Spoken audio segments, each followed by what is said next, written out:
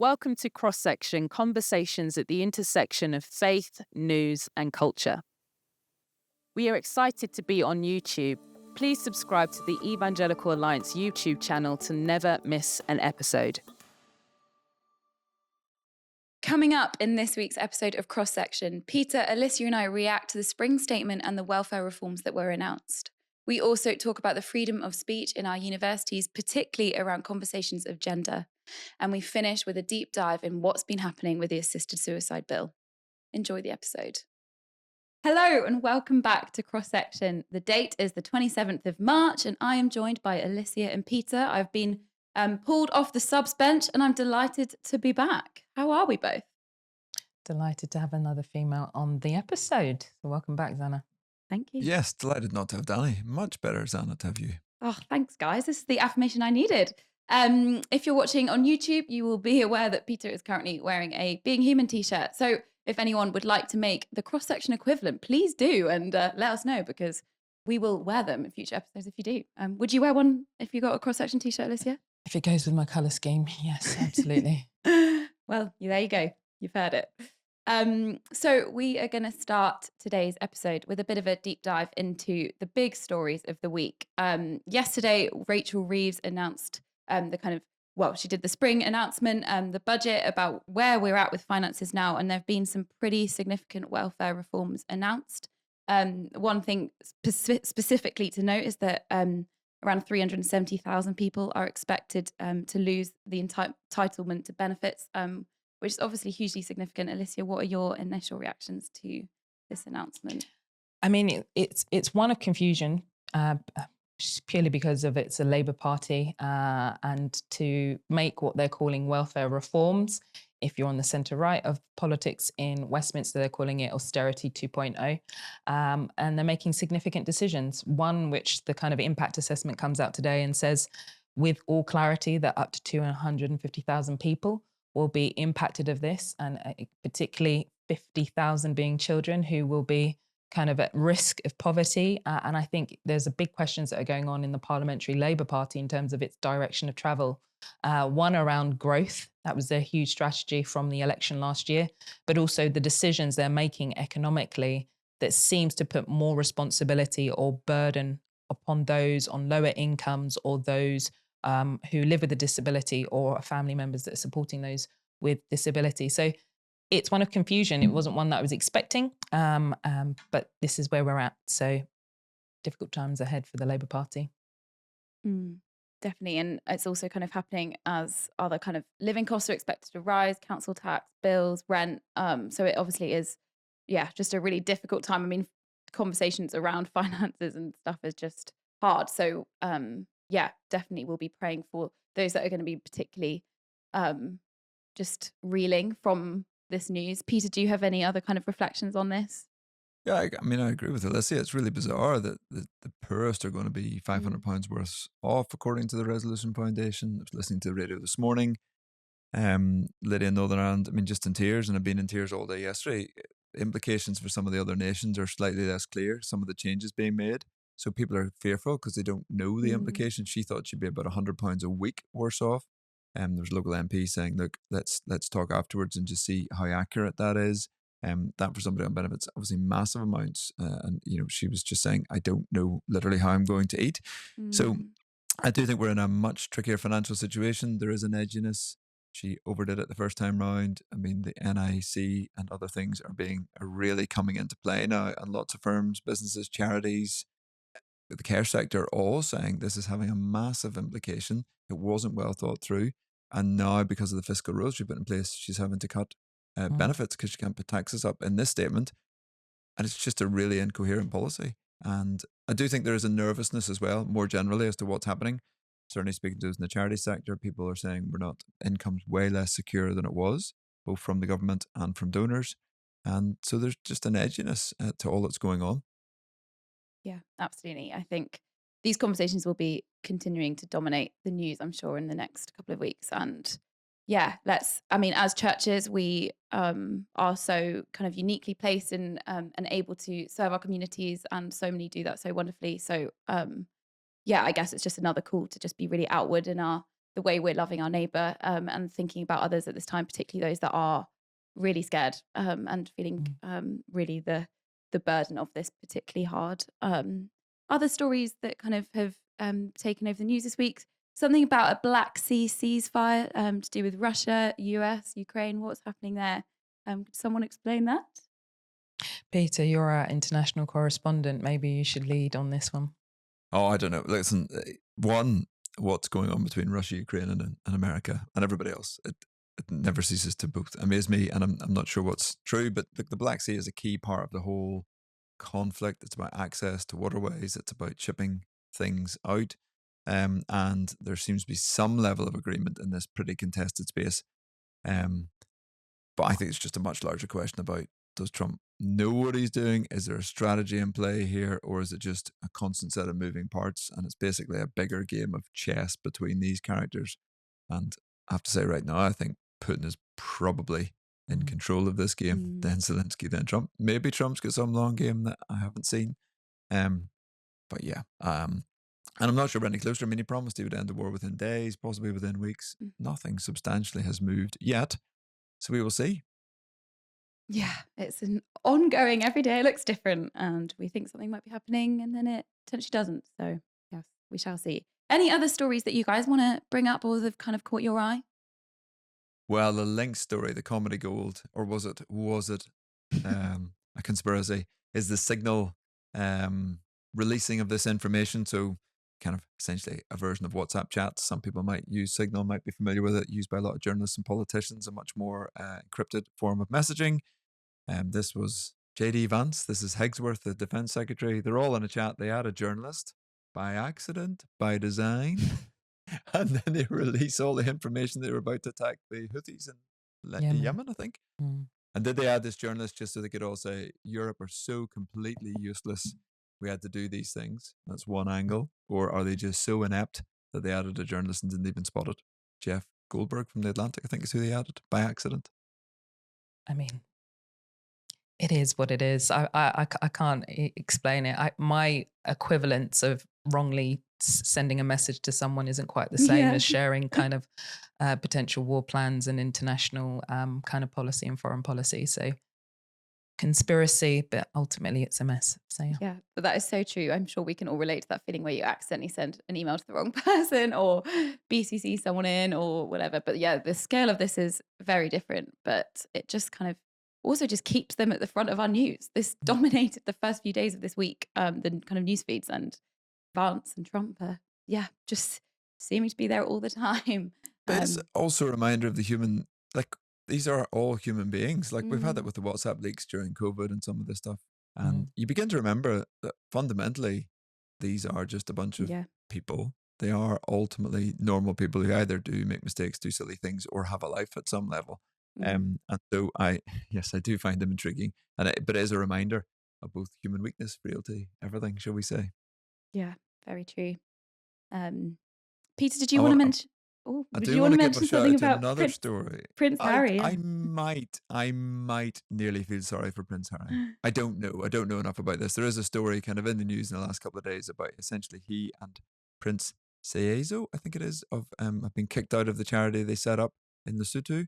So actually, the Prince was at the Cardiff prayer breakfast when we were there, and he was talking about co-founding this charity with Prince Harry, and it's very much around Diana's legacy. But it now seems that the two princes, so the Prince of Lesotho and Prince Harry, have stepped down with all the trustees from their charity that they helped found, because the new chair of the charity is, they say, doing unthinkable things, I think is the quote. I have very little sympathy in general for Prince Harry, but possibly in this moment, I might feel sorry for him. Wow. Interesting. We'll see how that plays out and if your thoughts on him change. One to watch. And then the kind of final story, another story that we're going to briefly touch on that will also act as a segue into our next conversation is a pretty significant change from the World Athletics, and they're going to introduce mandatory sex testing for female competitions. I think it will just be a cheek swab to show biological sex, to try and keep women's sport fair. Peter, I've seen that you've kind of tweeted about this. What are your reactions to this change? Well, this is fantastic news. This is just common sense prevailing. 80% of female athletes wanted this when it existed before. They didn't want it removed. Seb Coe leads World Athletics, the IAAF maybe. And so he was up for the Olympic job. He did not get it. A lady called Kirsty Conway got it. Somewhat of a surprise. And there's a whole other question about the Olympics. But he drove the debate to say that this should be a central topic. And Kirsty Conway, who was very involved already in the IOC and therefore is implicated by some of the decisions in Paris, has been much clearer that she will take a stand on female athletes. So I'm really pleased to see the World Athletics do this. This is a non-invasive test. This is a simple cheek swab. This is really easy. And the majority of female athletes want it because it protects female sport. And this is an easy step forward. You're seeing the last, I would say, a kind of kick out from some of those who want, in my view, bluntly, to allow men into female sport. I really don't understand why anybody would oppose this, but there are a few. But the evidence is absolutely clear. If you've gone through male puberty, the advantage you have and retain no matter what else you do is massive. Even before that, the level of advantage is high. The papers are overwhelming on this, as in the scientific papers. This is a good decision, and this is clear and protects female sport. As the father of 2 daughters, I am adamant that that should be the case. There is a biological reality that men are built differently, and in certain sports, and lots of sports, that difference is night and day and would be deeply problematic. Yeah. So good job, Seb Coe. Good job, World Athletics. That's what I say. Yeah. And actually, what's been quite interesting is the timing of this story coming out at the same time as a huge kind of conversation that has taken over the news around universities and freedom of speech. If you haven't seen it, the University of Sussex has been fined nearly £600,000 for failing to uphold freedom of speech. So in 2021, Kathleen Stock, who was a philosophy professor, she quit after, I think she stood down because of, she just felt like she has called it a medieval experience of campus ostracism and protests after she expressed the view, she had published a book, in fact, questioning the idea that gender identity is more socially significant than biological sex. So this is kind of, she dealt with months of criticism and lots of kind of trans protests against her, being called transphobic. And she's probably just had a really, really hard few years. But this is kind of now launched, well, the fact that Uni of Sussex have now been fined, it's launching the whole conversation around freedom of speech, which I think is a really important thing to be talking about. Alicia, what are your initial reactions to this story? Yeah. I think the first thing is to say how much has changed in 3 years. So at the time when Kathleen Stock was front news and had stepped down from her role at Sussex University and professor, it was common language that to be critical of saying trans women or trans men are not of the opposite sex was a version of transphobia. And she had experienced excruciating levels of bullying from her classmates, those she was lecturing, as well as her colleagues. And it became an impossible place to work for that period of time. Fast forward 3 years, and I think the modern conversation is, of course, this should have never happened.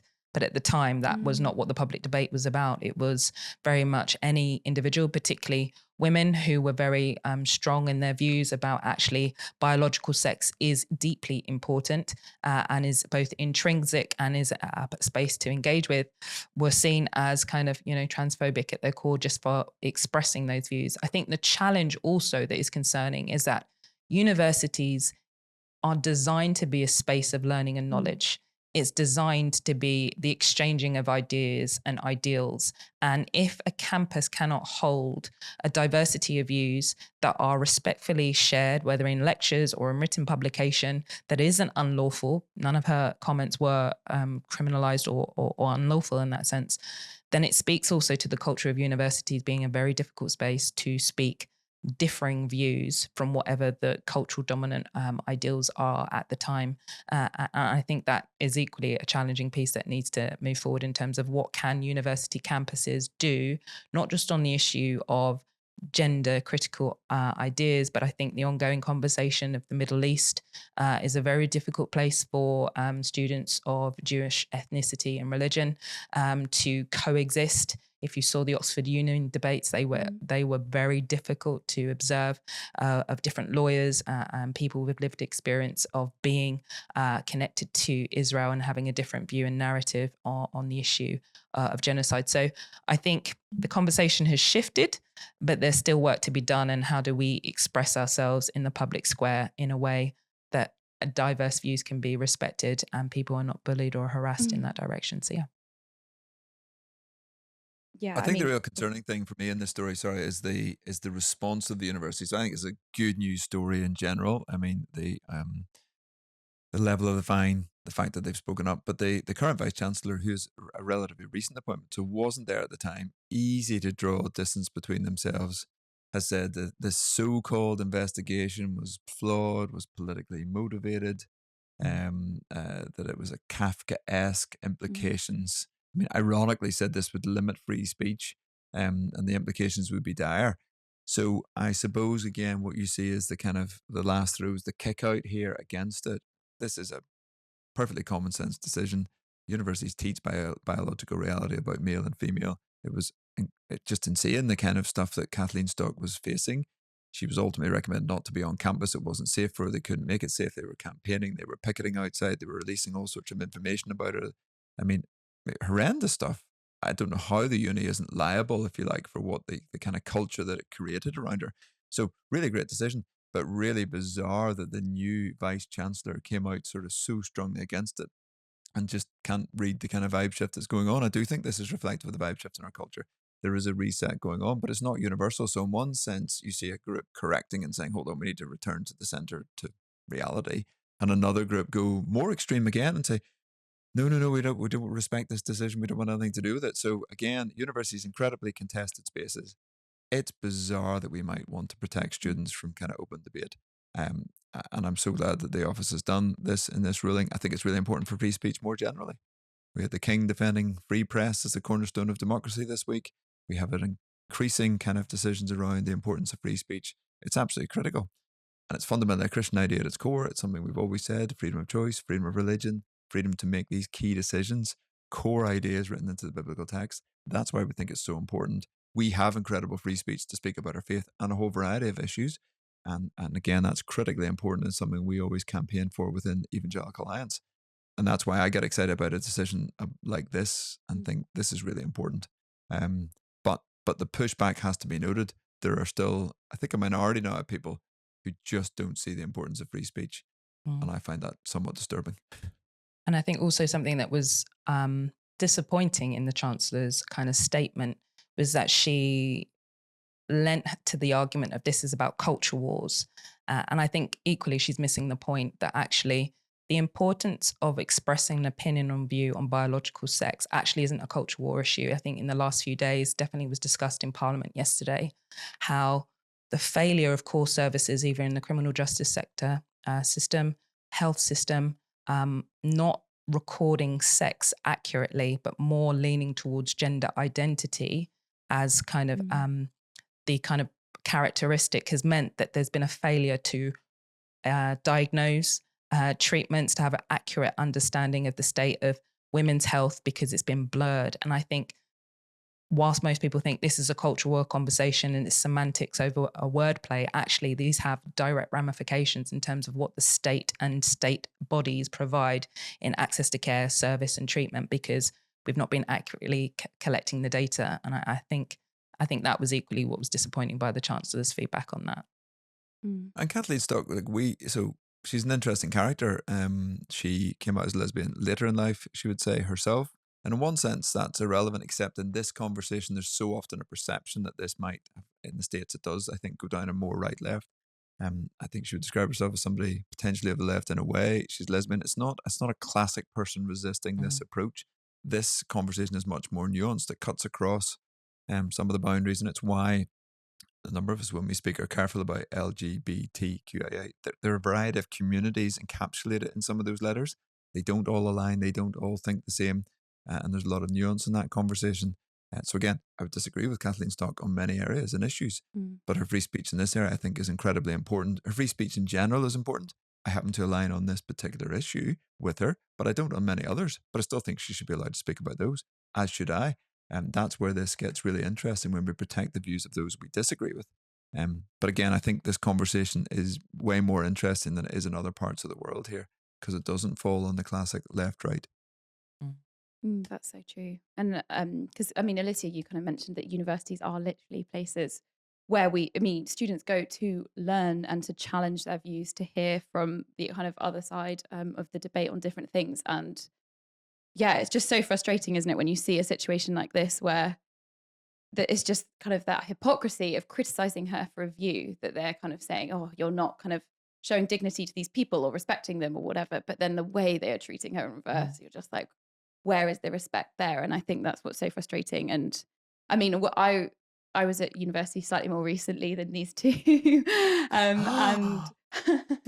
and I remember my first ever uni lecture as an 18-year-old, and it was on Genesis, because I was doing a module on the beginnings of literature, and the first thing that the lecturer said was Genesis is a myth, and basically completely shut it down and shut down the possibility of believing in it and believing in its relevance. And I remember just thinking, well, this is going to be a hard place to be a Christian, but it really is. And actually the frustration around the fact that this is a place where different ideas should come together and be discussed. And there are so many kind of other kind of conversations where it is really hard to share a view that isn't the majority view. Do you, either of you, kind of have any advice for navigating difficult conversations where people kind of, where it seems like freedom of speech isn't there? I mean, we did a poll on our Evangelical Alliance socials yesterday, asking if people thought that universities were actively encouraging freedom of speech, and the results were overwhelmingly unsure, it's complicated, and no. So yeah, do either of you kind of have any advice for Christians or others that are trying to navigate the world of where it feels very hard to talk about what they actually think? Well, I I mean, always default to Daniel in these moments. I'd say three things. Identity, you need to know who you are. We need to know the story that shapes us. So we need to be better at understanding our own story. If it's Genesis, if that's the place we are, hey, what does it mean if this is a true myth? What would we want to say about it in contrast to other stories? Like, where we go, where we engage in the conversation will look different for each of us, but understanding who we are and whose we are in the story. The second is the importance of relationships. We need to have, like Daniel, good friends who support us in university or in workplace, wherever we find ourselves. But like Daniel, we also got to build bridges with people who fundamentally disagree with us. You remember in Daniel chapter 1, he builds a relationship with the palace guard. So he says, I'm not going to defile myself with the king's food and wine. But he doesn't do what we in Northern Ireland might do, which is say, Daniel says no. That's a wee Paisleyism there for people. And that's it. I'm opting out. He builds a relationship with the palace master, builds a relationship with the local guard. These are his his prison guards, and persuades them of a new way of doing things. And ultimately that leads to access to Nebuchadnezzar's court, where he can interpret dreams and visions. And that's the final part, is the power ultimately of being on the winning side and having the story that actually is the true story of the whole world. And sometimes we act like losers in these conversations and we get all panicked. It's like, actually, the Holy Spirit's with us. Like, Jesus is victorious over death. And we need to remember that and be very careful about how we place the confidence around that. It's not an arrogant confidence, but it is a confidence that ultimately we have been invited into the story that is the true story of the world. And somebody can call it a myth, and that doesn't bother me. But I need to know my identity securely. I need to have the relationships to engage in that conversation. And then I need to remember that the power of the risen Christ, the Holy Spirit within me, is what's in play in that. That's a super summary of Daniel's way of engaging in a countercultural moment. I won't add to Daniel, but I will give the example of Joshua. I think there's a lot to be learnt by Joshua's experience and story, both from Numbers 13 to Joshua chapter 1. There is at least a lifetime of learning of Numbers 13. He's courageous. We can win. We can take the land. Absolute confidence in the Lord. But of course, the other grumbling Israelites means that he has to wander the wilderness for 40 years. But then when we get to Joshua 1, Moses has died. He is then given the mantle to step in and to lead the people into the promised land. There is this internal conviction. There is this consecrated confidence that, one, the Lord is with me and that I can do all things in the Lord to move forward. And I think speaking specifically to students, that is a boldness that can only come from the Lord and a security in the scriptures, that he has called you to whichever university, to whatever discipline, to be salt and light in that space. And so embrace the opposition, but also find those missional opportunities to lean in and to speak of your faith and how it lends to your subject. Really helpful. Thank you both. Do you have any kind of final remarks on this conversation? Or... Nope. Cool. We've completely covered it, and that's sorted. Fab. Yeah, really interesting, and definitely a thing that all Christians, well, this kind of freedom of speech thing is something that we're all facing. But yeah, definitely be coming together and helping each other. And as Peter said, we have got the Spirit, which is game changing. But yeah, you are listening to Cross Section. Thank you for engaging with us, whether it's through Spotify, Apple Podcasts, on YouTube.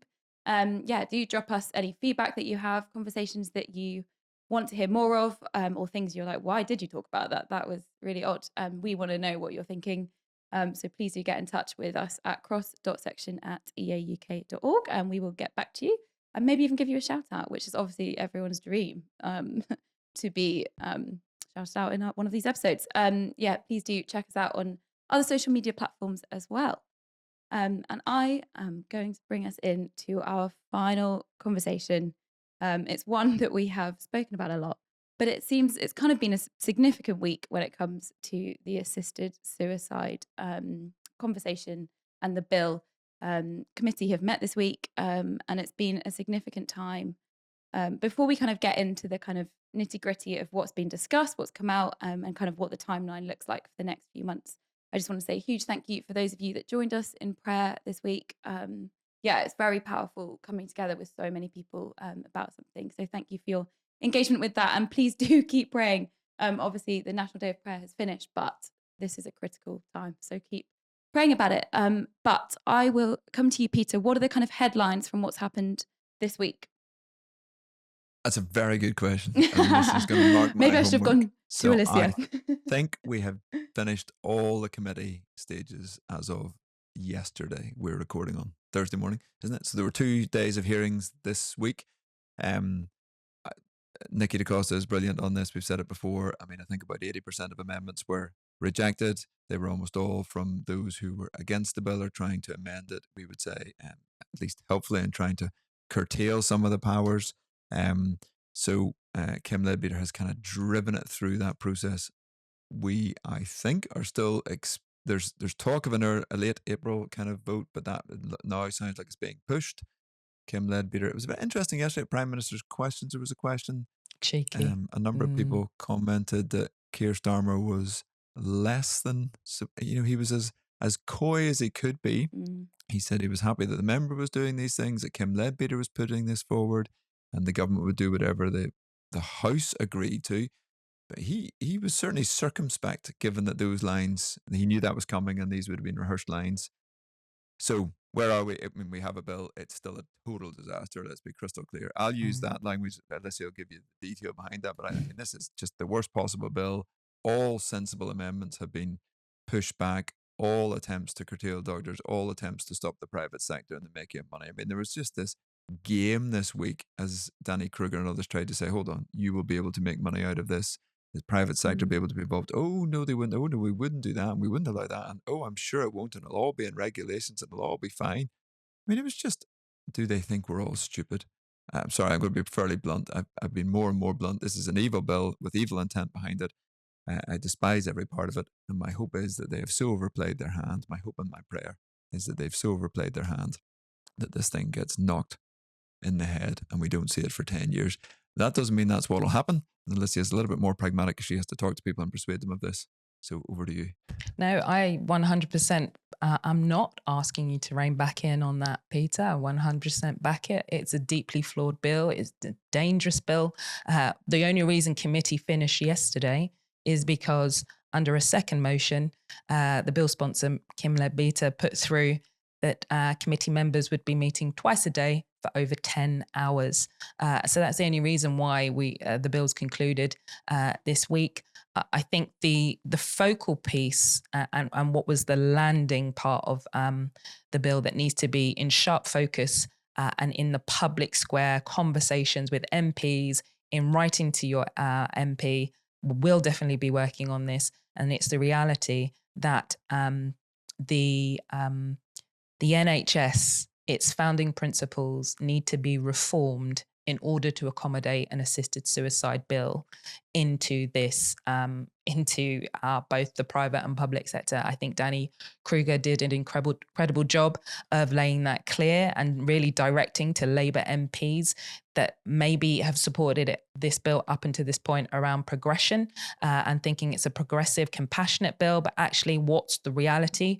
It means in order to facilitate an assisted suicide provision within the NHS service or private health or within hospice and care homes means that there has to be the change to founding principles. And for that to happen, money that is currently earmarked to the health and social care sector will have to be taken away in order to fund this.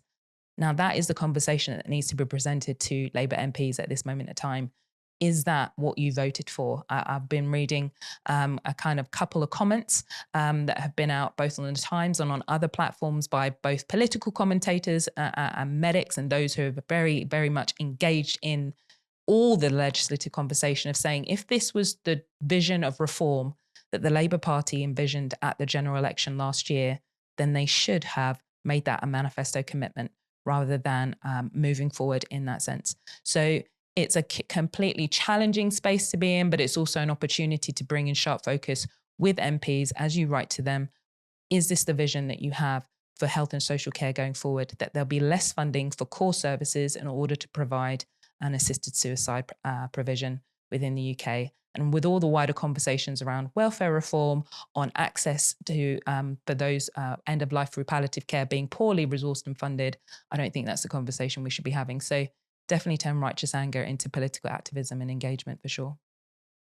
You did say write to your MP, and I'm going to ask you in a minute just to get the detail, because I think, look, the Netherlands this week came out with more information about euthanasia is on the rise there for mental health. We had the case of anorexia over the weekend, where again there was some pushback around that. And was that happening? There's 330 MPs who we need to see 28 of them change their minds. And so the Sun, the Times, some of the newspapers suggesting this might be happening. And so we have a page on our website where you can see the information, because this is absolutely the moment to write to your MP and apply as much pressure as you can. Alicia, what do we do to do that? Yes, so on the Evangelical Alliance website, we'll put it in the show notes. We'll be putting it all out on social media. We're encouraging you to email your MP. Now, at second reading vote, this vote split was 330 in favour of the bill to 275 against. A lot of work has gone in since that time to engage the 275 to continue to vote no, but the task ahead of us is to persuade 330 MPs. And the importance of that is the local constituency engagement on this, outlining their opposition. It's a very simple tool. There's already pre-populated blurb that you can literally input your address, which is very important to confirm that you're a constituent, and say, I'm opposed to this bill and I really would love you to not vote in support of it at third reading, whenever that is. It could be April, it could be the 16th of May. I've even been in a meeting today that it could be June. Whatever, we need to get those emails out to our MPs by the 25th. Of April. So please do engage. And another key part that is, in addition to that, in addition to engaging your MP, local hospices are not fully informed on what this bill means for them. I think there's a lot of rumour that they can opt out. An amendment was put forward that care homes and hospices could opt out from providing an assisted suicide provision on their facilities, and it was rejected. And so I think there's a level of engagement to engage with hospice leaders around this bill. Again, visit our website and take the briefing and share with them. So it's a moment of engagement on this bill. Momentum seems like it's in a good direction, but we don't want to take that for granted, as many MPs have not yet to come out and explain their position on that. Thank you so much, Alicia, for that. Just for giving us all the kind of insight into what's going on and what we can be doing. I think it can be easy to just feel like this is a really just a huge thing, and what can I do about it? Obviously, praying is so important, but it's also helpful to have practical things that we can do and to get in touch with MPs. And I mean, Alicia's interview with Rachel Maskell was brilliant. I'd really encourage you, go and listen to that. That's on Cross Section if you haven't. But just her call as well for just getting in touch with your MPs, I think is really, really important. But yeah, we will keep praying. There are conversations about this across the globe with different situations, different countries. I mean, in Holland, it's kind of, there has been talk about their rises in cases of euthanasia to end those with psychological suffering, concerns around people that are kind of suicidal and asking for help for the help to die. I mean, these are just things that are really scary and really frightening. And as this bill is kind of worked out and we see how it progresses, yeah, it's just, I really hope these conversations stay relevant in our own kind of parliament as they look at the situations across the globe, because we need to be learning from what's going on. But yes, keep bringing it to the Lord and yeah, getting in touch with people.